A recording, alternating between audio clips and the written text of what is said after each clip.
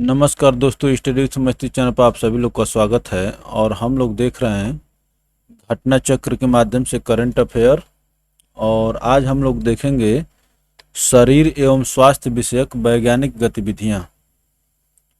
तो चलिए दोस्तों, पहली न्यूज है दोस्तों, आयुष्मान भारत डिजिटल मिशन। ये क्या है? नरेंद्र मोदी ने आयुष्मान भारत डिजिटल मिशन का शुभारंभ किया। कब किए थे? 27 सितंबर 2021 को। 27 सितंबर द्वारा, ये देखिए आयुष्मान भारत मिशन से ये अलग है। इसमें क्या है, इस शब्द पर फोकस करिए। डिजिटल डिजिटल जो शब्द है दोस्तों, इस पर फोकस करिए। आयुष्मान भारत डिजिटल मिशन 27 सितंबर 2021 को वीडियो कॉन्फ्रेंसिंग के माध्यम से नरेंद्र मोदी जी आयुष्मान भारत डिजिटल मिशन का शुभारंभ किया। मैं डिजिटल शब्द पर बार बार फोकस कर रहा हूँ। आयुष्मान भारत मिशन ये पहले से शुरू हुआ है दोस्तों, और ये डिजिटल मिशन है। प्रधानमंत्री ने 15 अगस्त 2020 को लाल किले की प्राचीर से आयुष्मान भारत डिजिटल मिशन की पायलट परियोजना की घोषणा की थी। 15 अगस्त 2020 को लाल किले की प्राचीर से आयुष्मान भारत डिजिटल मिशन की पायलट परियोजना की घोषणा की थी। वर्तमान में यह मिशन 6 केंद्र शासित प्रदेशों में प्रायोगिक चरण में लागू किया जा रहा है। 6 केंद्र शासित प्रदेशों में प्रायोगिक चरण में लागू किया जा रहा है। इस मिशन का राष्ट्रव्यापी शुभारंभ आयुष्मान भारत प्रधानमंत्री जन आरोग्य योजना की तीसरी वर्षगांठ के अवसर पर किया गया। ठीक है दोस्तों, आयुष्मान भारत प्रधानमंत्री जन आरोग्य योजना की तीसरी वर्षगांठ के अवसर पर किया गया। आगे चलते हैं। इस मिशन के अंतर्गत नागरिकों की सहमति से स्वास्थ्य रिकॉर्ड तक पहुंच और आदान प्रदान को सक्षम बनाया जा सकता है। नागरिकों की सहमति से स्वास्थ्य रिकॉर्ड तक पहुंच और आदान प्रदान को सक्षम बनाया जा सकेगा। इस मिशन के प्रमुख घटकों में से प्रत्येक नागरिक के लिए एक स्वास्थ्य आईडी शामिल है, जो उनके स्वास्थ्य खाते के रूप में भी कार्य करेगी। स्वास्थ्य खाते। अब जो दोस्तों आपका मेडिकल रिकॉर्ड भी रखा जाएगा, ठीक है ना। इस मिशन के तहत health care professional registry HPR और हेल्थ केयर फैसिलिटीज रजिस्ट्रियां सभी स्वास्थ्य सेवा प्रदाताओं के लिए एक संग्रह रिपोजिटरी के रूप में कार्य करेंगे। हेल्थ केयर फैसिलिटीज रिपोजिटरियां सभी स्वास्थ्य सेवा प्रदाताओं के लिए एक संग्रह रिपोजिटरी के रूप में कार्य करेगी। ठीक है दोस्तों, तो हेल्थ केयर प्रोफेशनल रजिस्ट्री, इसको देखिए, ये HPR है और यह जो दोस्तों HFR है। मिशन के एक हिस्से के रूप में तैयार किया गया Ayushman Bharat digital mission sandbox प्रौद्योगिकी और उत्पाद जांच के लिए एक ढांचे के रूप में कार्य करेगा। डिजिटल मिशन सैंडबॉक्स प्रौद्योगिकी और उत्पाद जांच के लिए एक ढांचे के रूप में कार्य करेगा। अब देखिए राष्ट्रीय प्रधानमंत्री पोषण योजना। राष्ट्रीय प्रधानमंत्री पोषण योजना ये क्या है दोस्तों? राष्ट्रीय प्रधानमंत्री 29 सितंबर 2021 को प्रधानमंत्री नरेंद्र मोदी की अध्यक्षता में आर्थिक मामलों की मंत्रिमंडलीय समिति ने योजना को मंजूरी प्रदान की। राष्ट्रीय प्रधानमंत्री पोषण योजना आर्थिक मामलों की मंत्रिमंडलीय समिति योजना को मंजूरी प्रदान की। यह योजना 21-22 से 25-26 तक 5 वर्षों की अवधि हेतु लागू की जाएगी। 5 वर्षों की अवधि हेतु लागू की जाएगी। योजना का कुल व्यय इतना करोड़ रुपए होगा, ठीक है दोस्तों, 1,30,794.90 करोड़ रुपए होगा। इस योजना के माध्यम से सरकारी और सरकारी सहायता प्राप्त स्कूलों में पका हुआ गर्म भोजन उपलब्ध कराया जाएगा। पका हुआ गर्म भोजन उपलब्ध कराया जाएगा। यह केंद्र प्रायोजित योजना कक्षा 1 से लेकर 8वीं तक, 1 से लेकर 8वीं तक के सभी स्कूली बच्चों को आच्छादित करेगी। यह केंद्र प्रायोजित योजना कक्षा 1 से लेकर 8वीं तक के सभी स्कूली बच्चों को आच्छादित करेगी। इस योजना में देश भर के इतने लाख स्कूलों में पढ़ने वाले लगभग इतने करोड़ बच्चे लाभान्वित होंगे, ठीक है दोस्तों। 11,20,000 स्कूलों में पढ़ने वाले लगभग 11.80 करोड़ बच्चे प्रभावित होंगे। यह योजना पूर्व में चल रही स्कूलों में मध्याह्न भोजन की राष्ट्रीय योजना, जिसे मध्याह्न भोजन योजना के नाम से जाना जाता है, का स्थान लेगी।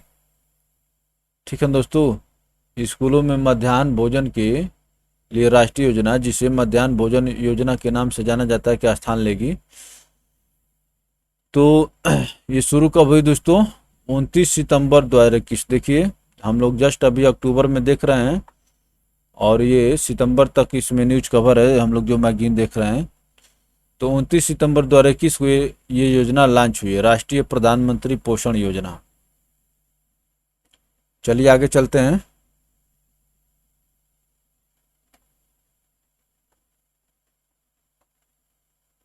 अब देखिए medicine from the sky. Telangana के विकाराबाद जिले से medicine from the sky MFTS medicine from the sky परियोजना प्रारंभ की गई। ठीक है दोस्तों, 11 सितंबर 2021 को medicine from the sky Telangana के विकाराबाद जिले से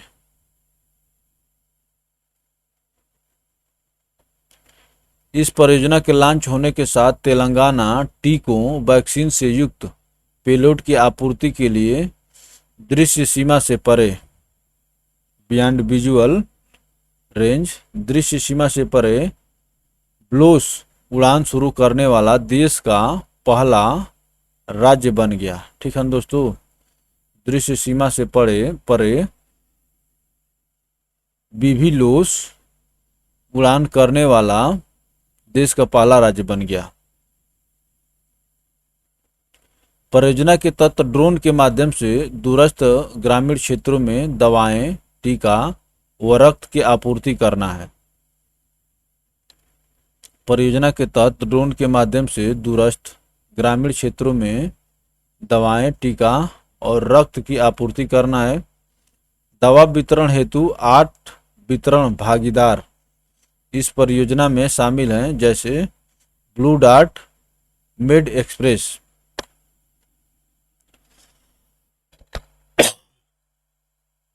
सॉरी दोस्तों, ब्लू डार्ट मेड एक्सप्रेस। यह परियोजना तेलंगाना सरकार की पहल पर सूचना प्रौद्योगिकी विभाग के नेतृत्व में विश्व आर्थिक मंच, नीति आयोग और हेल्थ नेट ग्लोबल के सहयोग से चलाई जा रही है।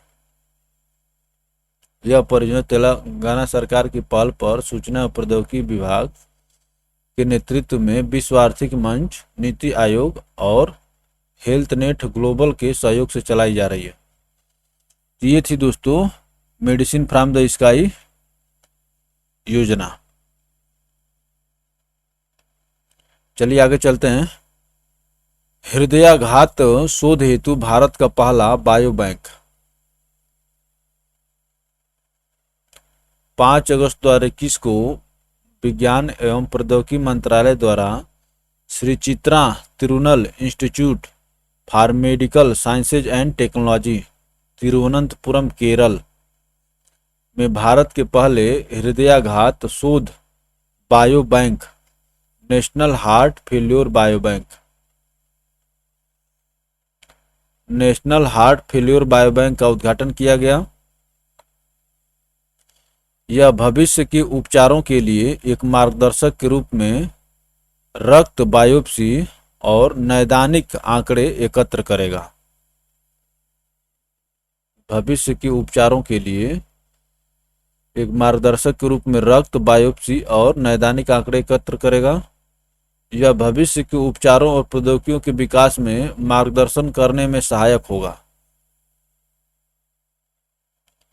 यह बायो बैंक भारतीय बच्चों और वयस्कों में हृदय संबंधी बीमारियों, हृदयाघात के बारे में अंतर्दृष्टि प्रदान करेगा, जो पश्चिमी देशों की तुलना में काफी अलग है।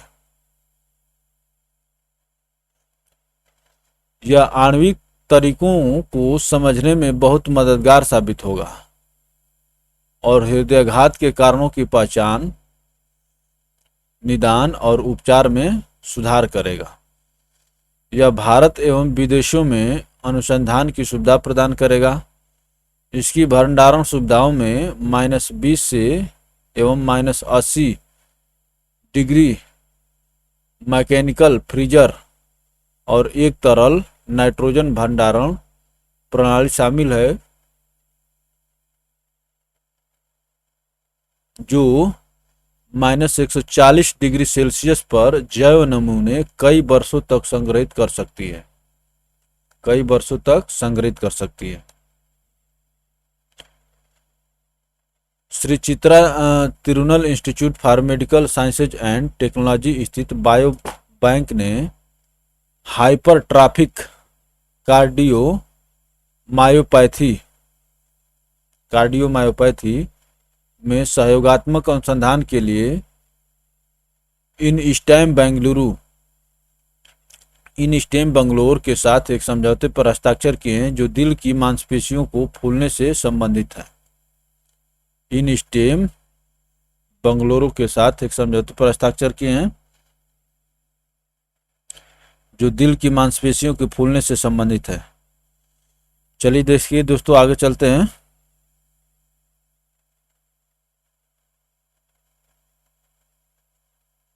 आगे है देखिए दोस्तों, गोवा देश का प्रथम रेबीज मुक्त राज्य घोषित। रेबीज से मुक्त होने वाला देश का पहला राज्य बन गया गोवा। इस घोषणा का अर्थ है कि राज्य ने मनुष्यों और कुत्तों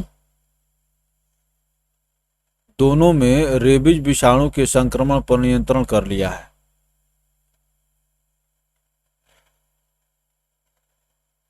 गोवा में वर्ष 2018 से रेबीज से मानव मृत्यु का एक भी मामला सामने नहीं आया है।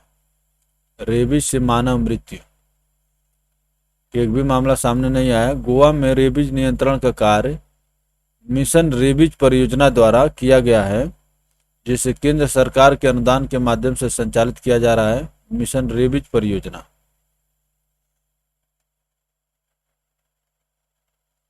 मिशन रेबीज ब्रिटेन आधारित एक चैरिटी समूह है, जो विश्व भर में रेबीज उन्मूलन हेतु कार्यक्रमों को संचालन करता है।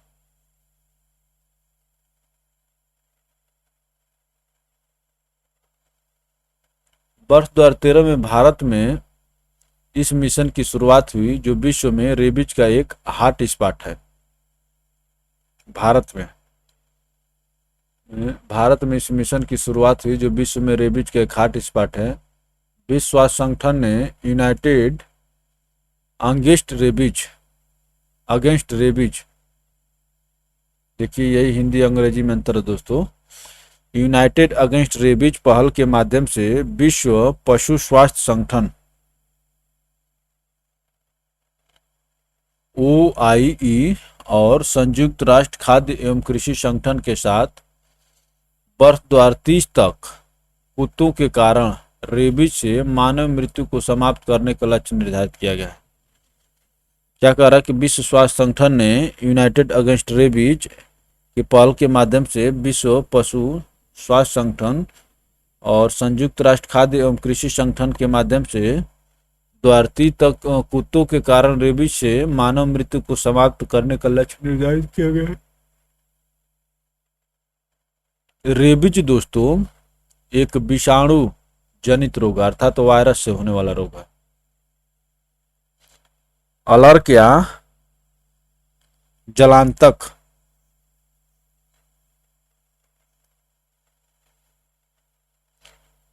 रेबीज एक विषाणु के माध्यम से होने वाला दोस्तों रोग है। चीन मलेरिया मुक्त, विश्व स्वास्थ्य संगठन ने चीन को मलेरिया मुक्त घोषित किया, ठीक है ना दोस्तों, मलेरिया फ्री घोषित कर दिया है। उल्लेखनीय है कि चीन में 1940 के दशक में प्रति वर्ष 30 मिलियन मलेरिया के मामले दर्ज किए गए थे। 1940 में। पिछले 3 दशकों में विश्व स्वास्थ्य संगठन ने मलेरिया मुक्त प्रमाण प्राप्त करने वाला चीन WHO पश्चिमी प्रांत क्षेत्र का पहला देश है। पिछले 3 दशकों में पश्चिमी प्रशांत क्षेत्र में जिन देशों में मलेरिया मुक्त देश का प्रमाण पत्र हासिल किया है, उन्होंने ऑस्ट्रेलिया 1981 में ही, सिंगापुर 1982, ब्रुनेई दारुसलाम 1987 में। इन देशों के साथ अब चीन भी शामिल हो गए दोस्तों, ठीक है ना। ऑस्ट्रेलिया, सिंगापुर, ब्रुनेई दारुसलाम, चीन सहित विश्व स्तर पर 40 देशों और क्षेत्रों को WHO से मलेरिया मुक्त प्रमाण पत्र प्राप्त हुआ है। ये दोस्तों पश्चिमी प्रशांत क्षेत्र में ऑस्ट्रेलिया, सिंगापुर, ब्रुनेई दारुसलाम, हाल ही में El Salvador, Argentina, Algeria, Paraguay तथा उज्बेकिस्तान को मलेरिया मुक्त घोषित किया गया था। भारत में मलेरिया उन्मूलन हेतु प्रयास वर्ष 2015 में प्रारंभ हुआ था। वर्ष 2016 में केंद्रीय स्वास्थ्य एवं परिवार कल्याण मंत्री ने मलेरिया उन्मूलन हेतु एक राष्ट्रीय रूपरेखा national framework for malaria elimination 2016 से 30 को लॉन्च किया था। National framework for malaria elimination. चलिए आगे चलते हैं दोस्तों।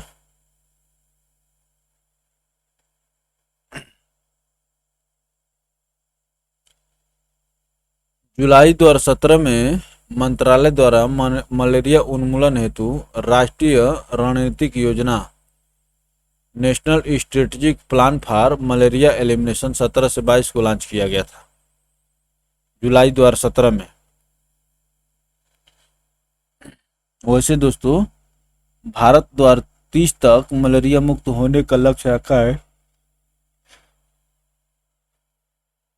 अब देखिए 2DG आयुष 64, 2DG या आयुष 64 का ये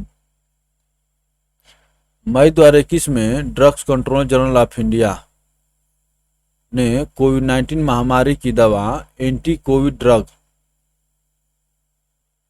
2-डिऑक्सी डी ग्लूकोज R2DG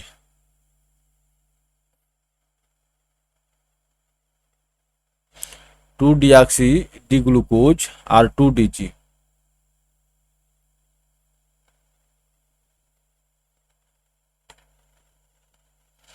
के आपात इस्तेमाल को मंजूरी प्रदान की, ठीक है ना दोस्तों। 2-डिऑक्सी डी ग्लूकोज R2DG को आपात मंजूरी की प्रदान की।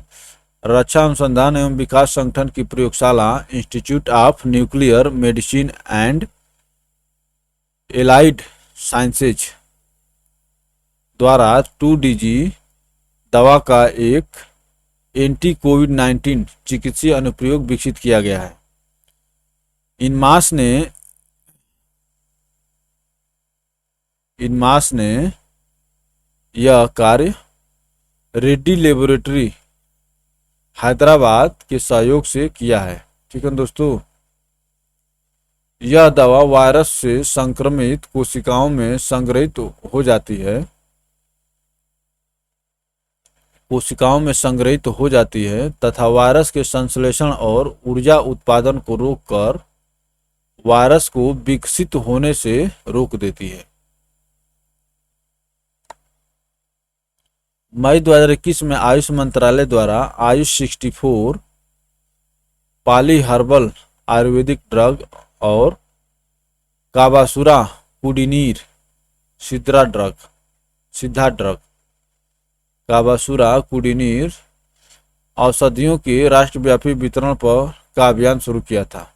आयुष मंत्रालय ने आयुष 64 और काबासुरा कुडिनीर आयुष 64 दवा हल्के और मध्यम कोविड-19 संक्रमण के लिए लाभकारी है। आयुष 64 दवा सप्तपर्ण एल्स्टोनिया स्क्लोरिस कुटकी और चिरायता एवं कुबेराच नामक औषधियों से बनी है।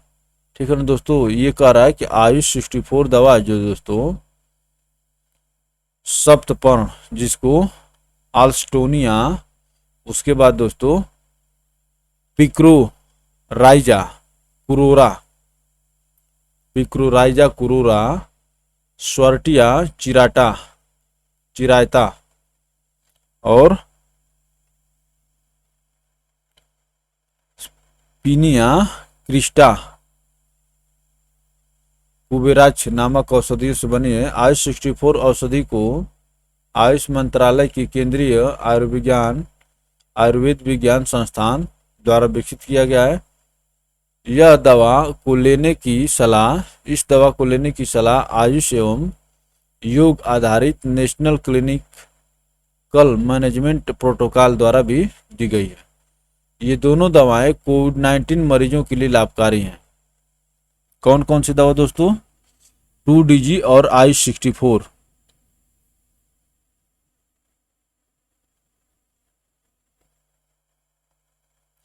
कोरोना वायरस का नया स्ट्रेन। हाल ही में कोरोना वायरस का नया स्ट्रेन यूनाइटेड किंगडम में खोजा गया है।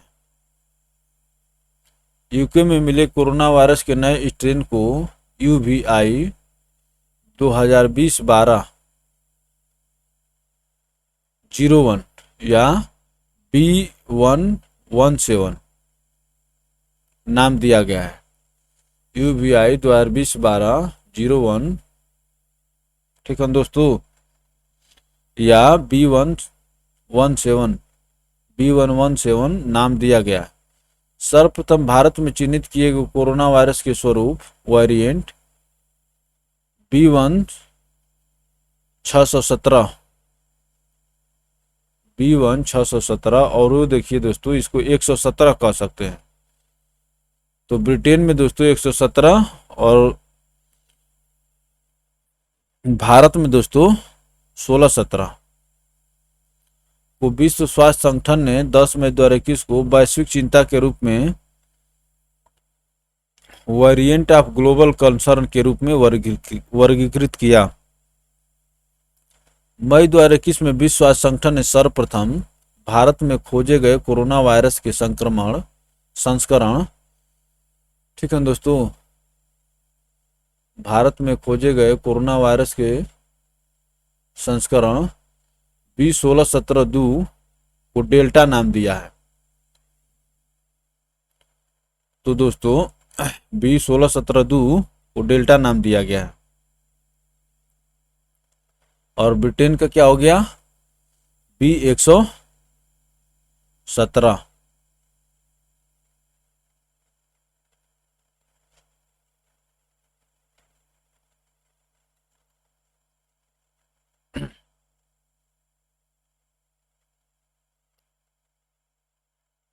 अब देखिए दोस्तों क्या कह रहा है।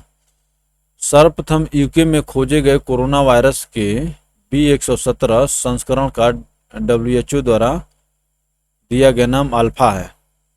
तो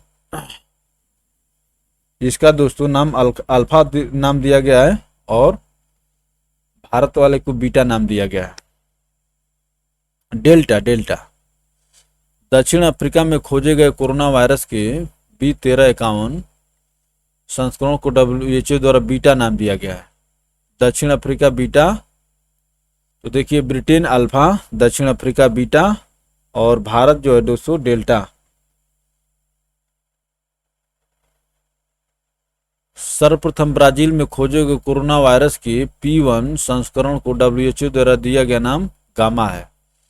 तो ब्राजील में गामा मिल गए, P1 संस्करण को WHO द्वारा दिया गया नाम गामा है। अखिल भारतीय कोविड-19 टीकाकरण कार्यक्रम प्रारंभ किया गया 16 जनवरी 2021 को कि दो भारतीय टीका निर्माता कंपनियों messrs serum institute of India Pune तथा मेसर्स भारत बायोटेक द्वारा विकसित कोविड-19 टीके से के प्रतिबंधित आपातकालीन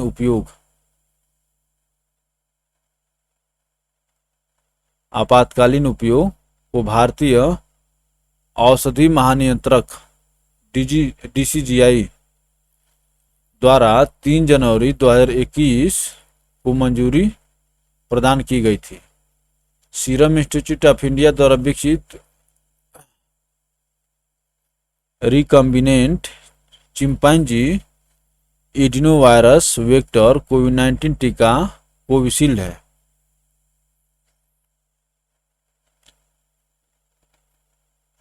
सीरम इंस्टीट्यूट द्वारा विकसित रिकम्बिनेंट चिंपैंजी एडिनोवायरस वेक्टर कोविड-19 टीकाकरण कोविशील्ड है। और दोस्तों भारत बायोटेक द्वारा दोस्तों कोवैक्सीन का निर्माण किया गया। विरियून, उल्लेखनीय है कि जनवरी 2021 में सद्भावना स्वरूप सहयोगी देशों को भारत निर्मित कोविड-19 टीके प्रदान करने हेतु भारत द्वारा वैक्सीन मैत्री पहल को लॉन्च किया गया था। सहयोगी देशों को सद्भावना स्वरूप सहयोगी देशों को भारत निर्मित कोविड-19 के टीके प्रदान करने हेतु भारत द्वारा वैक्सीन मैत्री पहल को लॉन्च किया गया था। भारत की वैक्सीन मैत्री पहल के तहत कोविड-19 के टीके प्राप्त करने वाला पहला देश कौन है दोस्तों? भूटान है। ये आप याद रखिए। वैक्सीन मैत्री के तहत प्रदान करने वाला टीका पाने वाला पहला देश दोस्तों भूटान है। कोविड-19 तो भारत बायोटेक की एक खुराक इंट्रोनेजल वैक्सीन है। ठीक है दोस्तों, एक खुराक इंट्रोनेजल वैक्सीन इंट्रानेशनल वैक्सीन BB 154 BBV 154 है। चलिए दोस्तों अब देखते हैं हम लोग यहाँ पर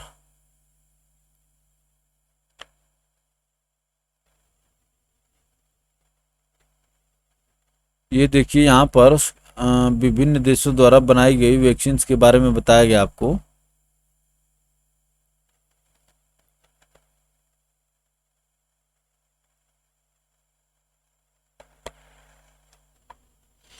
अब देखिए क्या कह रहा दोस्तों, कोविड-19 के टीके तो फाइजर बायोटेक बनाई है दोस्तों, ये अमेरिका एवं जर्मनी, और ये mRNA प्रकार का टीका है। mRNA, इसकी कितनी खुराक लेनी है? 2 खुराक लेनी है और प्रभावशीलता जो दोस्तों कितनी है? 95%, और इसको संग्रह करना है -70 डिग्री सेल्सियस पर। अब देखिए टीके का नाम मॉडर्ना अमेरिका, ये भी mRNA है दोस्तों। 2 खुराक 95% -20 डिग्री सेल्सियस पर। तो फाइजर को दोस्तों सबसे कम डिग्री सेल्सियस पर, कम तापमान पर रखा गया है -70 डिग्री सेल्सियस, और मॉडर्ना जो दोस्तों -20 degree Celsius. Oxford AstraZeneca UK and Sweden viral vector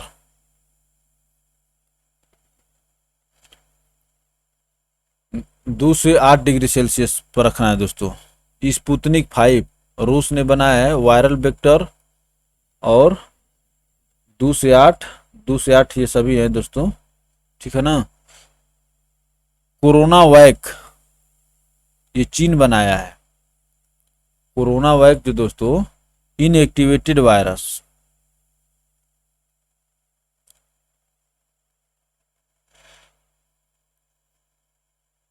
इसकी प्रभावशीलता में बहुत वेरिएशन देखा जा रहा है, ठीक ना, 50 से लेकर 83% तक। अब देखिए जॉनसन एंड जॉनसन, ये भी दोस्तों वायरल वेक्टर है अमेरिका। नोवावैक्स अमेरिका प्रोटीन सब यूनिट, नोवावैक्स दोस्तों प्रोटीन सब यूनिट 89%। ये देख रहे हैं कि सब दोस्तों उसी तापमान पर की जा रही हैं। कैंसिनो बायो ये भी दोस्तों वायरल है, और इसका एक खुराक ही काम करेगा। अब देखिए कोविशील्ड भारत वायरल वेक्टर 62% प्रभावशीलता, और कोवैक्सीन जो दोस्तों इनएक्टिवेटेड वायरस, ये हो गई दोस्तों 86%। ये आपकी क्या है, लाभकारी है। अब दोस्तों आगे जो है अगला चैप्टर शुरू हो जाएगा, तो चलिए हम लोग को यहाँ पे इतना ही देखना था। सबसे ज़्यादा प्रभावशीलता जो दोस्तों फाइजर और मॉडर्ना के, जो दोनों अमेरिकी कंपनी हैं, और दोनों दोस्तों mRNA पर काम करती हैं। लेकिन अंतर ये है कि मॉडर्ना जो दोस्तों इसको कम तापमान की जरूरत है। तो चलिए दोस्तों आज के लिए इतना ही, और वीडियो अगर अच्छा लगे तो लाइक करके शेयर किए ताकि आपके मित्रों तक भी पहुंचे, और चैनल को सब्सक्राइब कर घंटी के आइकन को प्रेस करें ताकि आपको हर एक वीडियो का नोटिफिकेशन मिलता रहे। और आप सभी को अंत में पुनः एक बार धन्यवाद। मिलते हैं दोस्तों अगली वीडियो में, तब तक के लिए धन्यवाद।